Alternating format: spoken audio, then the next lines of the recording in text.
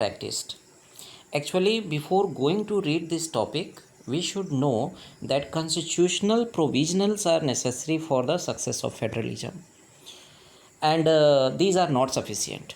Federalism in India, as it has been written here also, federalism in India is successful because of clearly laid down constitutional provisions and nature of democratic policies.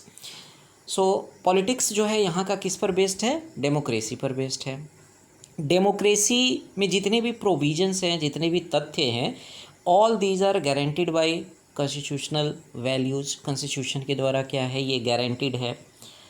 So the real success of federalism in India can be substituted to nature of democracy politics in our country. Okay, so ways in which federalism is practiced in India that makes the federalism successful. And to follow the true spirit of federalism, student, respect for diversity and desire for living together should become a shared ideal in our country. This federalism, that is actually the sharing of power.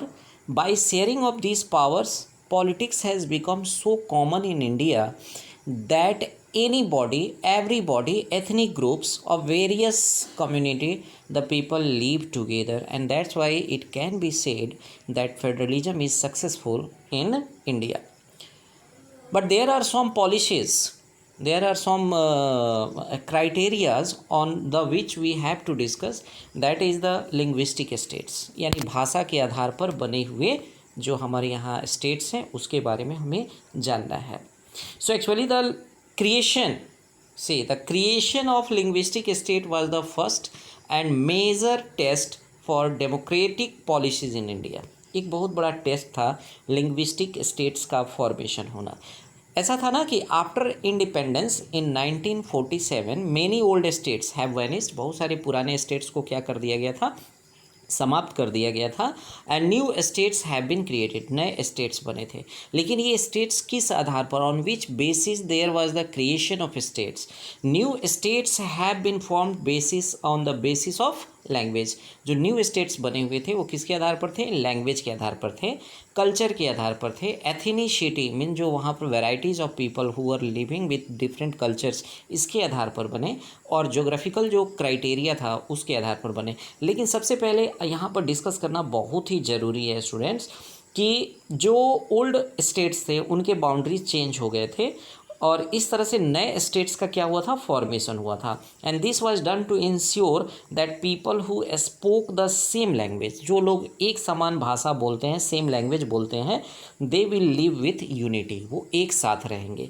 वहीं पर दूसरी तरफ जैसे नागालैंड का formation हुआ या फिर उत्तराखंड और झारखंड जो है, इनका जो फॉर्मेशन हुआ है एक्चुअली ये जोग्राफिकल बाउंड्रीज के आधार पर हुआ. जोग्राफिक जो है मतलब कि इनका जो क्लाइमेटिक कंडीशन है, इनका जो एक एरिया है, उस आधार पर इनका क्रिएशन हुआ. तो एक तो हो गया on the basis of language और सेकंड किसके आधार पर हो गया, on the basis of geography. जैसे नागालैंड है, जैसे उत्तराखंड है, झारखंड है, इनका जो फॉर्मेशन हुआ ये on the basis of geographical conditions के आधार पर हुआ है. सो लिंग्विस्टिक स्टेट्स को बनाना, our leaders, some of the leaders, remember students, some of the leaders, national leaders even, they resisted the demand of new states of the basis of language.